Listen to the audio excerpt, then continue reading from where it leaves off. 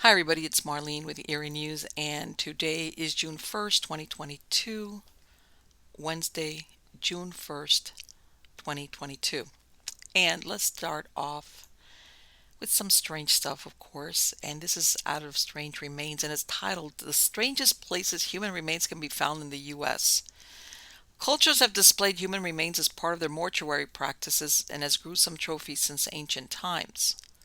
Today, human remains can be seen in museums, in churches, in ossuaries, in universities, and even in art galleries. Though certainly ethically dubious, there are a few odd places across the country where human remains can be seen and have become part of local folklore. Below are some of the strangest places human remains are displayed today. I'm sure there are tons more out there, but um, I went one time to, well, we'll talk about that later. Mummies in a public bathroom. In the 1880s, Graham Hamrick, a farmer and part-time undertaker in Philippi, West Virginia, experimented with embalming fluid on fruits and vegetables and animals in order to find the best method for preserving human remains. When he felt like he had perfected his formula, Hamrick used it on two cadavers he obtained from the local insane asylum. Hamrick's preservation of the corpses was successful and the mummies traveled the U.S. and Europe with P.T. Barnum's circus. Wow.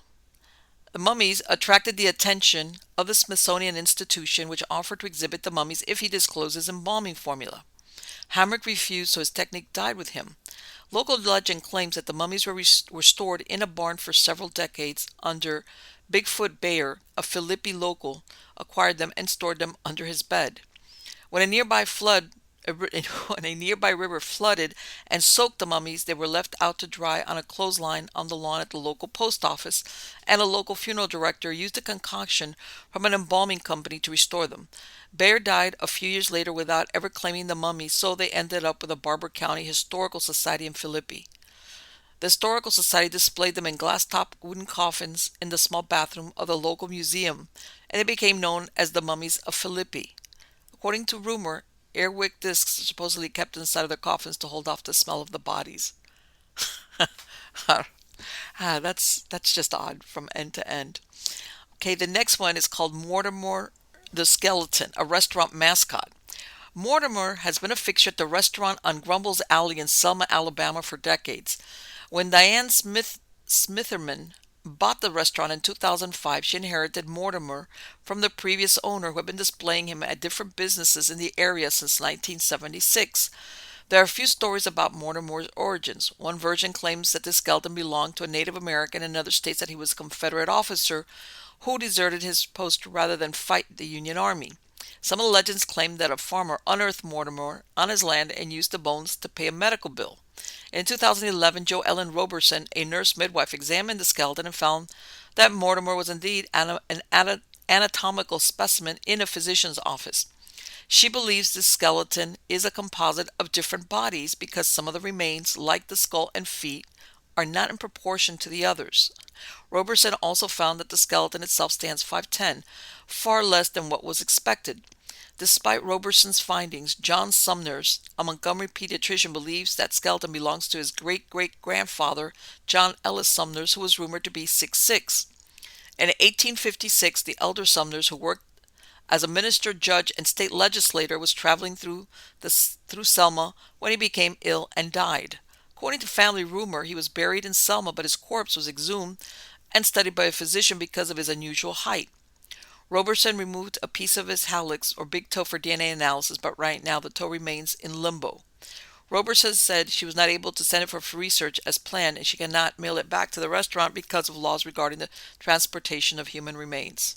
Alrighty then. Mummies in a curiosity shop. The old curiosity shop in Seattle, Washington has a male and female mummy on display that they've nicknamed Sylvester and Sylvia.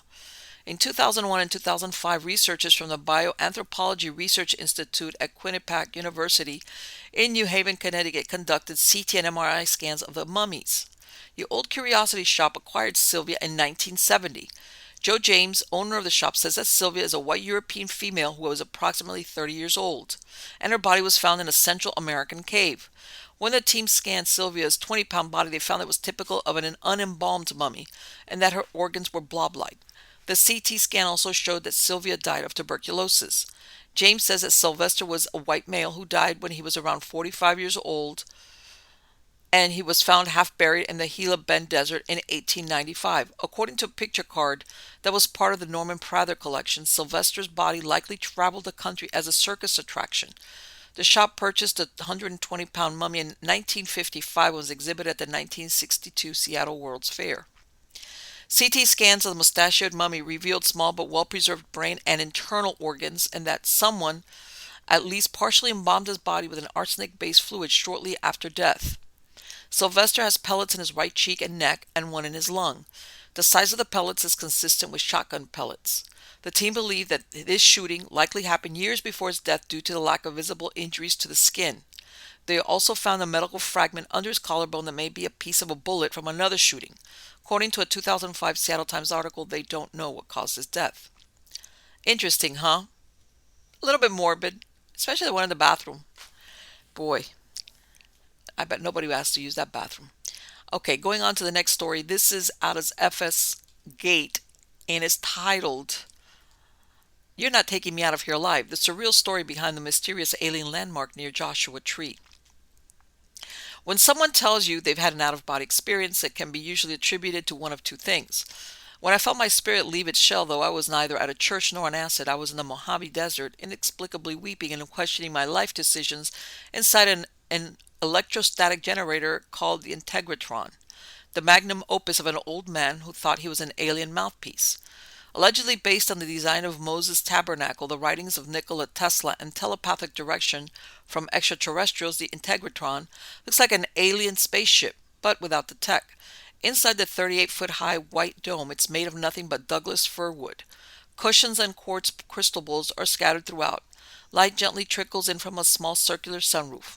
While the current owner runs it as a sound chamber, the original builder, George Van Tassel, author, aircraft engineer, and ufologist, built the structure with the intention of generating electricity to charge the human body and extend human life.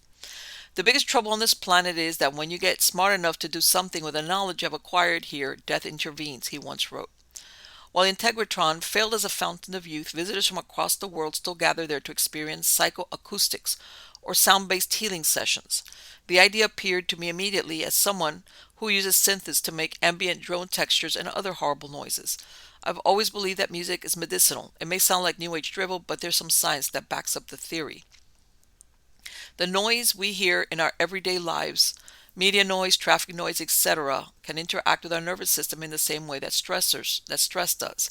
The Integratron sound bath acts like an antidote to that chaotic noise in our minds, bodies, and spirits. Nancy Carl, who co-owns the Integratron with her two sisters Joanne and Patricia Carl, told me when I visited, hearing those pure sounds in this unique space can be truly a transcendental experience. Parked in Landers, California, about 17 miles from Joshua Tree, the Integratron literally looks like a UFO from a distance. But inside it felt like every other drum circle my parents dragged me to as a kid. I walked up a spiral staircase to a main sound chamber where people in billowy linen pants shuffled around and sat on the floor without saying a word. As the bath began and I let my conscious mind drift, I thought of my own mistreatment towards myself along with the lack of boundaries I've imposed on others. When I woke, I felt like a deep suppressed part of my psyche had finally percolated to the surface. It reminded me of nothing so much as ego death, the complete loss of subjective self-identity. That can happen while using psychedelics. I walked away feeling hollowed out but lighter on my feet. Van Tassel's life started off in a fairly conventional way. According to his 1952 book, I Wrote a Flying Saucer. He was raised in a middle-class family in Ohio before attending aviation school in 1927. In 1930, he moved to Santa Monica to work in his uncle's auto garage. That's where he met Frank Kritzer, a jobless eccentric with plans to unearth gold and silver in the desert, according to the Mojave Project, a multimedia documentary project by artist and writer Kim Stringfellow. According to Van Tassel's accounts, Kritzer was on his way to the Morongo Basin when his car broke down, and he was so down and out, Van Tassel fixed his car for free and let him sleep in the garage. When the car was ready, Van Tassel gave his new friend $30 in cash plus provisions, which Kritzer promised to pay back once he struck it rich. The prospector then made his way to Giant Rock, an enormous boulder in the Mojave Desert, and began using dynamite to blast a two-room subterranean home underneath, complete with a kitchen and a living room. The two men remained friends, and Van Tassel, his wife, and their three daughters spent many weekends visiting Kritzer's stone palace. Kritzer's underground home was featured in a number of articles during his life, but it was his death that would blast him into infamy. In 1942, Kritzer became a suspect in a series of thefts in nearby Riverside County, which included 200 pounds of dynamite. When local police confronted him at his desert dwelling, he denied knowing anything about the stolen goods. An officer said he'd have to search the home anyway, to which Kritzer pleasantly replied, "Come, I'll show you." What happened once the officers descended into the cave is the subject of much debate. According to the cop who got furthest into the home, Kritzer yelled, "You're not taking me out of here alive. I'm going, but another way, and you're going with me," before detonating a crate of dynamite. Kritzer's body was blown to pieces in the blast, which burned the clothes off the officer's back and landed him in the hospital. The other two escaped with concussions. When Kritzer was building his home, Van Tassel was building a career as a plane engineer. But he always yearned for the desert. In 1947, 5 years after Kritzer died, Van Tassel turned a dream into reality, moving his whole family to Giant Rock, where they lived in a truck near the boulder. George fixed up the defunct airstrip Kritzer had built, and his wife Ava opened a little restaurant called the Come On In. In 1953, Van Tassel began hosting group meditations in Kritzer's old home. It was during those sessions that he started channeling voices from his new space brothers, a 700-year-old aliens who coincidentally looked like young white people with a good healthy tan. Over the next few years, Van Tassel reportedly developed strong relationships with several aliens, including an extraterrestrial named Ashtar. He claimed that his alien contacts taught him about a universal energy which was so powerful that if the masses found out about it, there would be no more authority, no more money system, and no more slavery by credit. Ashtar also brought dire warnings of looming nuclear destruction, which could only be subverted by Van Tassel spreading the good word. Van Tassel called his new organization the College of Universal Wisdom. The family's desert activities attracted attention from law enforcement, although investigators weren't impressed with what they found. According to a 1954 FBI report, the college was nothing but a cave dug out beneath a giant rock, where Van Tassel and his family lived in primitive conditions. Those same aliens also brought him the plans for Integratron, a 16-sided structure with revolving ring around the inside and a giant copper spiral around the building. The design was intended to generate electricity to charge the cells of people sitting inside it while it ran. To fund the project, Van Tassel began throwing annual UFO meetups called the Giant Rock Interplanetary Spacecraft Conventions, which he hosted regularly until the mid-70s. Attendees would camp at the site, discuss alien visitations, and even experience their own. In 1953, Van Tassel commissioned a Los Angeles architect to design the Integratron, and he set about building it. While the structure itself was done by 1959, according to the Mojave Project, the electrostatic generator was still unfinished when Van Tassel died in 1978. Several people leased the property from Van Tassel's widow over the next few years, and then she sold it outright in 1987. Before the Carl sisters bought it, they used to hop the fence and experiment with playing recordings inside the dome, according to the Desert Sun. When it was put on the market in 2000, the three of them jumped at the opportunity to purchase it. Nancy Carl told me they planned to be stewards of the property for years to come. Carl told me that the Integratron's acoustics are powerful because of its curved shape and all-wood interior. Others have argued that it's because the site is at a geomagnetic vortex. Magnetometers read a significant spike in the Earth's magnetic field in the center of the Integratron, according to the Desert Sun, and these magnetic forces, combined with the dome's parabolic architecture, reportedly create richer, fuller sounds. My experience in the dome had indeed been so powerful, I decided to look into the science of how sounds affect the brain. I found nearly 400 published scientific articles with evidence that sounds can change how we think and feel. But I also happen to be particularly susceptible to spiritual experiences. My parents are classic Southern California New Agers. I grew up learning about psychics, crystal healing, and how my mother's friend astral projected into her bedroom one warm summer evening. My parents also weren't afraid to welcome odd desert characters into our lives. When I was a teenager, they befriended Bob Carr, a boisterous, bearded, and damn near toothless desert weirdo, while exploring the Sky Village Outdoor Market, his ragtag flea market in Yucca Valley. We went back on Christmas vacations for years. I once even had to rescue them from his famous crystal cave, an art installation and meditation space filled with thousands of amethyst and quartz crystals. I didn't bring much mysticism with me when I left Southern California, but even now the unknown still lures me back to the high desert's lunar landscape. I once snapped a photo of a UFO over my parents' house in the desert, and while I lost it when I lost the phone, I still think about it all the time. I can't quite say why I'm so obsessed with that picture, or where I stand on the subject of channeling and interplanetary communication. If anything, my trip to the Integratron left me with more questions than answers. But there's one thing I know for sure I want to believe. Interesting. And I have my own observations. I think music affects the way chickens lay eggs. And the reason why I say this is I've between 40 and 50 chickens. I've had them for a few years, free rangers. And about 2 months ago, I hung out a little portable radio, AM FM thing only, out in this little area where I feed them and they run around. And the only station I can basically really catch with good clarity, since I live out in the sticks, it only plays 80s music. Guess what? After I started playing, I mean, they've always been really good with eggs, and I get more eggs after I started playing the 80s music. So there you go. It's not only humans that are affected by music. 1980s music, that is. All right, the next one is out of Animalian, and it's titled Mystery of the Real Men in Black. Researchers are sure that they are not humans. Ufologists tend to take the problem of men in black quite seriously. Now, the most common version is that men in black are cyborgs, biorobots that are sent to visit Earth by aliens to cover up too obvious traces of its visit by unidentified objects, as well as to neutralize those who are too zealously trying to study this phenomena. In 1880, New Mexico residents Jerome Clark and Lucius Farish told from the pages of the Santa Fe Daily New Mexico that on the evening of March 26 they saw a flying ship in the form of a cigar, equipped with a huge propeller. There were 10 passengers in the open gondola of the strange ship. The ship turned right and left, changed speed, descended, soared up, at times flew up to the very ground. Witnesses claimed that the ship's passengers waved at them, laughed, and shouted something in an unfamiliar language. In general, their behavior was similar to the behavior of people in a state of intoxication. Apparently, it was also reflected in the chaotic flight of the trip. One of the passengers threw several items overboard. The editors of the newspaper suggested that the flying ship was nothing more than an airship. In those days, they were already making their first flights, but they were practically uncontrollable, and, of course, they could not maneuver the way the ship seen by Clark and Farish did. The first controlled flight in an airship equipped with an engine was carried out in France only 4 years later, in 1884. In 23 minutes, the airship managed to cover a distance of 8 kilometers. After some time, a beautiful flower, a strip of silky paper with letters similar to hieroglyphs, and a very skillfully made cup were found near the nearest railway station.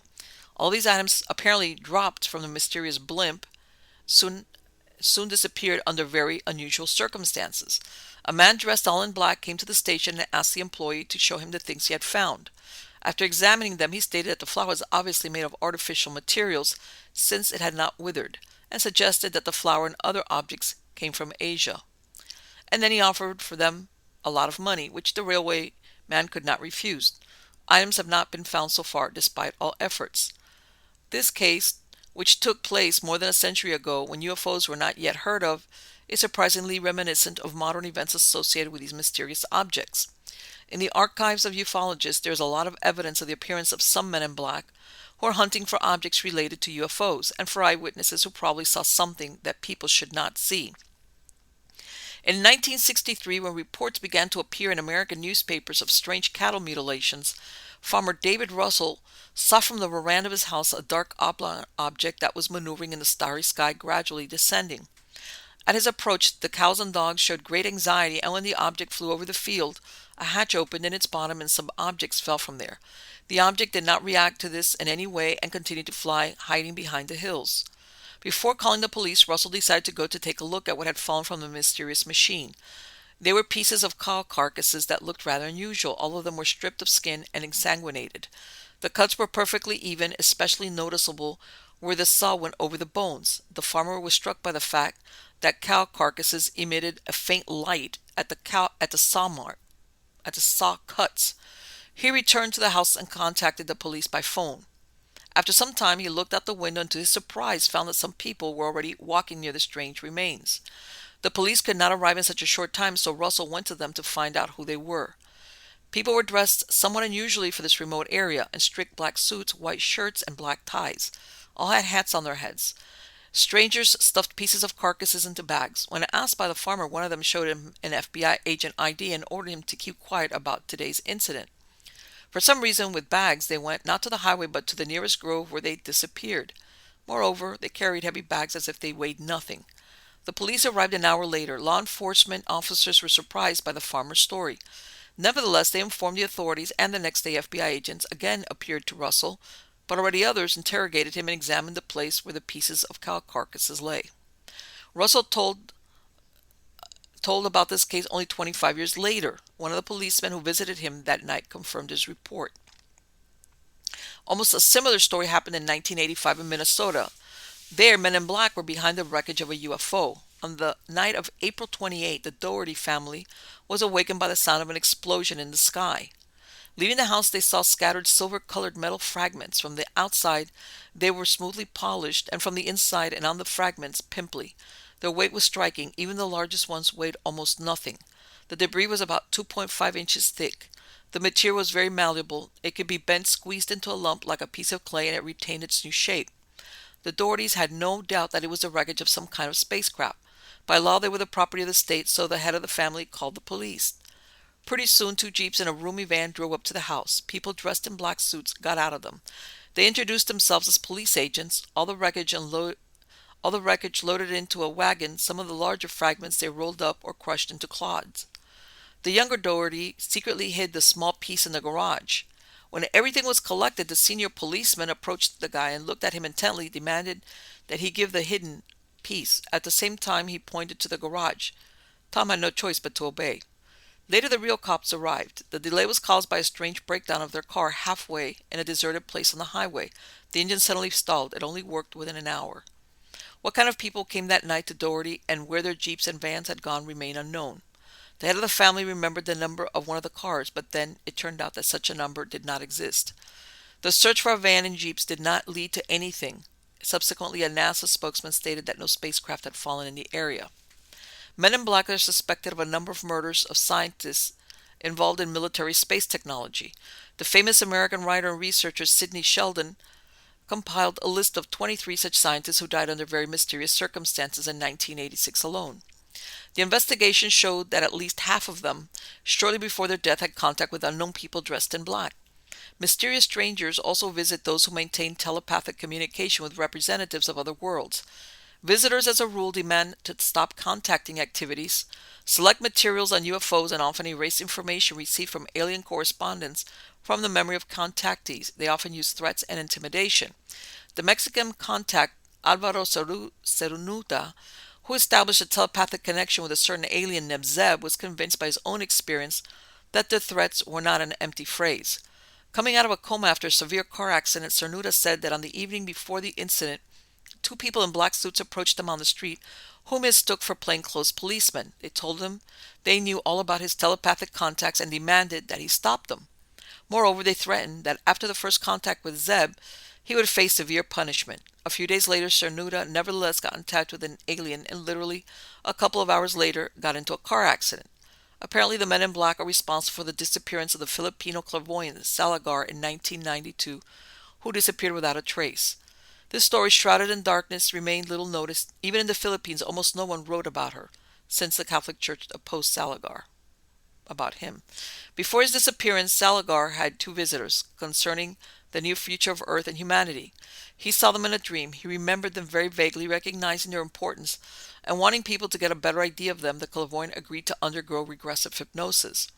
Immersed in it, he described the terrible pictures he saw of catastrophic events.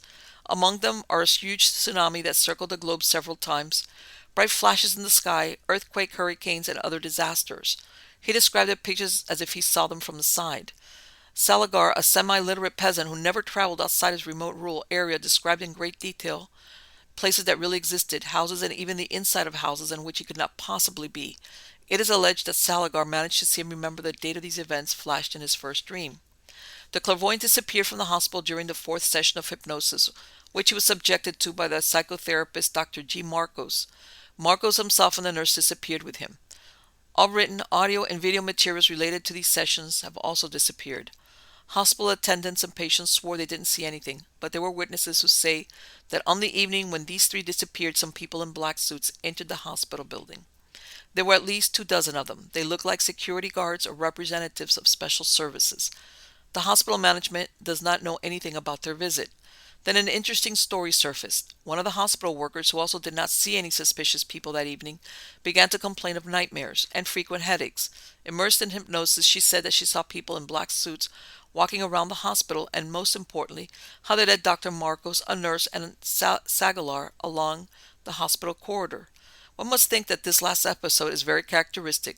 According to many ufologists, the current known reports of men in black are only the tip of the iceberg. In fact, there are much more contacts with these creatures. Only people do not have memories of them. The memory of meetings with space security agents is erased from the minds of eyewitnesses, as was the case with the workers of that Philippine hospital. Interesting. Next one is out of Unexplained Mysteries, and it's titled Bipedal Dog-like Creature Photographed Outside Zoo. The photograph, which was posted up on Reddit, has certainly generated some debate in recent days. However, its authenticity remains a topic of contention, and even if it is genuine, nobody seems to be quite sure what it actually shows. According to the uploader, the image was captured by a game camera which happened to be covering the perimeter fence of Amarillo Zoo in Texas. It was posted in a private zookeeper Facebook group. The keeper said that they caught the image on a trail camera pointed at a perimeter fence and couldn't figure out what it was. I believe it was pointed from inside the zoo at the perimeter fence. The OP's other posts go back at least a year, and all are just normal animal keeper type posts. Assuming that the picture has not been doctored, it certainly seems to show some sort of animal. However, it is unclear what type of animal it could be. Another possibility is that this could be an optical illusion and that we're actually looking at a clump of vegetation or something else mundane that just happens to look like a creature. Whatever the case, it's certainly unusual. Okay, for those of you watching the video version of the Eerie News, this is not a clump of bushes. It looks like somebody with a wolf suit on, or a dog man, but it's got skinny legs. I don't know, but it's not a clump of bushes. Let's see what comes of this. Very unusual. Okay, the next article is out of Coast to Coast, and it's titled Weekend Drowning in Haunted Georgia Lake Adds to Site's Eerie Reputation.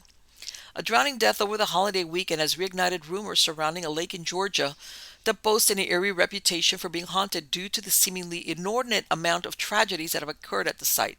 According to a local media report, Jose Camarillo was visiting the state's Lake Lanier on Sunday afternoon when he drowned due to circumstances that have yet to be determined by authorities.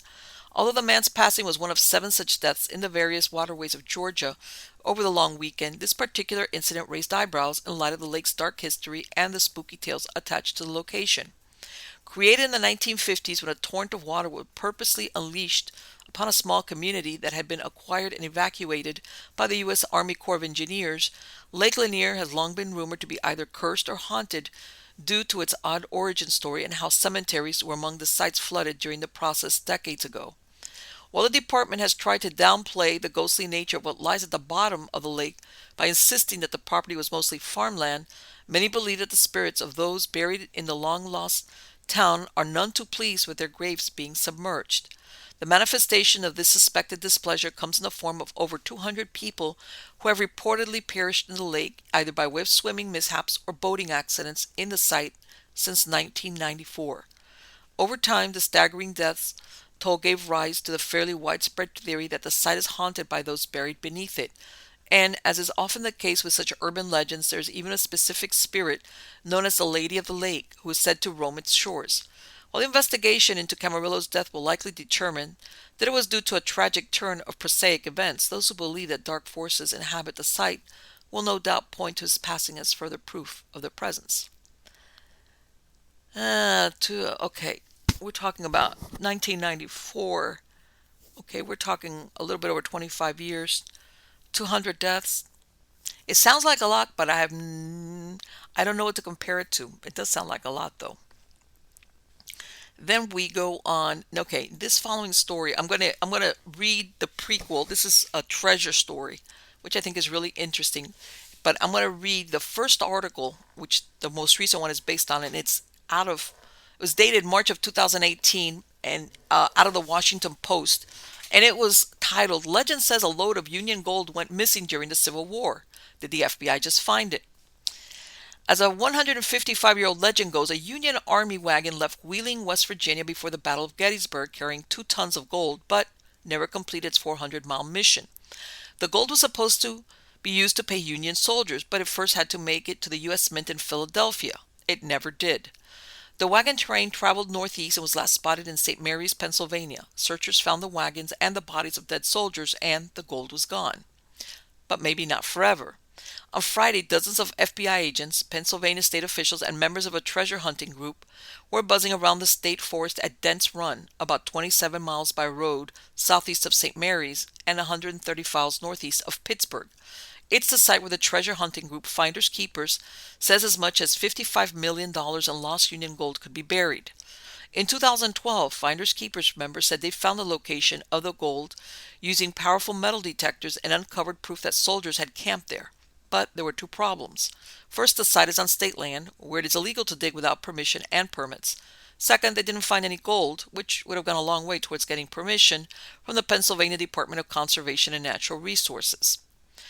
We found a bullet shell, knives, animal trap, zinc mason jar lid, tin cans, bones, animal or human, whiskey bottle, campfire pit, and a lot more that the state now has and won't return, a statement on the Finders Keepers website said. The government says they don't have the time or the money to go treasure hunting, but if we can show them the gold, then they will look into it. They also stated that if anyone digs on the land, on state land, and remove artifacts, they would go to jail and lose any rights to a reward. A memo purportedly from the government posted on the group's website corroborated that statement. It prohibited Parada's group from actually digging on the state property, but it said he could continue doing surface surveys and searches as a hobby activity, provided he accepted the liability if he got hurt. But this week, AP reported that Finders Keepers was on site along with members of the state agency. They had set up camp on the snowy ground, a green tent and a trailer along with a satellite truck and two porta potties. But they were keeping mum about what they were doing. It is also unclear what changed or whether the government received some information that could corroborate Finders Keepers' claims. In a statement, Ken Parada told the Washington Post, "I'm sorry, but as of right now, all we're allowed to say is no comment. We'll keep you in mind when and if anything changes." An FBI spokeswoman told the AP only that agents were conducting court-approved law enforcement activity at the site. Even if they find the gold, exactly how it got there will probably remain a mystery. Of course, there are myriad stories about gold being lost in the chaos of war, and just as many theories about where all that gold may be. For example, in April of 1865, in the waning days of the war, when Confederate President Jefferson Davis and other government officials fled the capital in Richmond, they toted the monetary reserves of the rebel government with them, much of it in gold. They were rumored to be carrying millions, but when Union troops captured Davis and his traveling party, they had just a few Confederate dollars on them. What happened to the gold remains a mystery. Maybe the Michigan cavalrymen who captured Davis stole it. Another legend says Davis and his group hid it. No one knows for sure, but many people have ideas. William Rawlings, author of several nonfiction books about Southern history, told the site, "People like to believe there's something out there. They left Richmond with a bunch of money, and when Davis's group was captured 6 weeks later, they didn't have it. The question is, what happened? And people's imagination takes over from there." Okay, I read that to you because fast forward, this is out of AP News. It came out a couple of days ago, and it's titled "FBI Records on Search for Fabled Gold Raises More Question." Now remember, this group Finders Keepers has been out there since 2012. We're now at a 10-year mark. And, yeah, okay, it's almost, without anticipating what the rest of this article is going to talk about, it almost seems like they were being used to do the hard work, and, well, listen to this. A scientific analysis commissioned by the FBI shortly before agents went digging for buried treasure suggested that a huge quantity of gold could be below the surface, according to newly released government documents and photos that deepened the mystery of the 2018 excavation in remote western Pennsylvania. The report by geophysicists who performed microgravity testing at the site hinted at an underground object with a mass of up to 9 tons and a density consistent with gold. The FBI used the consultant's work to obtain a warrant to seize the gold if there was any to be found. The government has long claimed its dig was a bust, but a father-son pair of treasure hunters who spent years hunting for the fabled Civil War era gold and who led agents to the Woodland site hoping for a finder's fee, suspect the FBI double-crossed them and made off with the cash that could be worth hundreds of millions of dollars. The newly revealed geophysical survey was part of a court-ordered release of government records on the FBI's treasure hunt at Dents Run, about 135 miles northeast of Pittsburgh, where legend says an 1863 shipment of Union gold was either lost or stolen on its way to the U.S. Mint in Philadelphia. Dennis and Ken Parada, who co-owned the treasure hunting outfit Finders Keepers, successfully sued the Justice Department for the records after being stonewalled by the FBI. Finders Keepers provided the FBI records to the Associated Press. The FBI subsequently posted them on its website. The technical survey data collected by geophysical consulting firm EnviroScan gave credence to the treasure hunters' own extensive fieldwork at the site and prompted the FBI to excavate in a massive secretive operation that lasted for several frigid days in late winter of 2018. John Louis, a geophysics professor at the University of Nevada, Reno, unconnected to the dig, reviewed EnviroScan's report at the request of the AP and said the firm's methods were very good and their conclusions represent a physically reasonable hypothesis that gold was buried at the site. But he cautioned the subsurface gravity anomaly that EnviroScan identified did not definitively establish the presence of gold. There are other technical reasons why EnviroScan's data could have turned out the way it did, Louis said. Thus, it is also entirely reasonable that the FBI did not find anything at the site because there was not really any gold there, he said via email. EnviroScan's co-founder, Tim Bechtel, declined to comment about his work at Dents Run, saying the FBI had not given him permission to talk. The FBI would not discuss Bechtel this week, but said that after the dig, agents did not take any subsequent steps to reconcile the geophysical survey findings with the absence of gold or any other metal. Other documents in the just-released FBI case raise still more questions. A one-paragraph FBI report dated March 13, 2019, exactly 1 year after the dig, asserted agents found nothing at Dents Run. No metals, items, and or other relevant materials were found, the report said. Due to their other priority work, the FBI will close the captioned case. Ann Weissman, a lawyer for Finders Keepers, cast doubt on the FBI's report's credibility. She cited its brevity as well as its timing. It was written after Finders Keepers began pressing the government for records. It does not read like one would expect, said Weissman, a former Justice Department lawyer.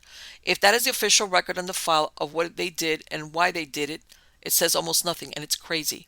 She added that if the government does not produce a fuller, more contemporaneous accounting of its search for the gold, it will heighten my view that this is not an accurate record and this was created as a cover-up, and I don't say that lightly. In response, the FBI said the single-page document is representative of the standard summaries filed when formally closing an FBI investigation.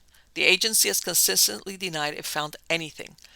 Agents acted on information that Dents Run may have been a cultural heritage site containing gold belonging to the United States government. The FBI said in a statement, but that possibility was not borne out by the excavation. The FBI continues to unequivocally reject any claims or speculation to the contrary.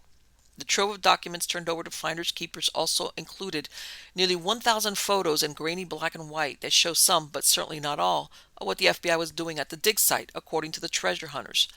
Residents have previously told of hearing a backhoe and a jackhammer overnight between the first and second day of the dig, when the work was supposed to have been paused, and seeing a convoy of FBI vehicles, including large armored trucks.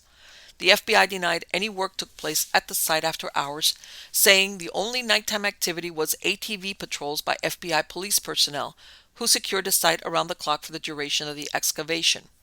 Parada suspects the FBI retrieved the gold in the middle of the night and then showed the treasure hunters an empty hole on the afternoon of the second day. It's very curious why the FBI is going to such an extent to misdirect and be so obstructionist on this, said Warren Gettler, who has worked closely with the treasure hunters.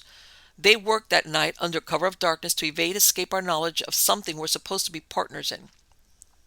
Many of the FBI photos are seemingly irrelevant, including the hundreds of images of random trees and a woodland road leading to the dig site, while others simply don't add up or raise additional questions.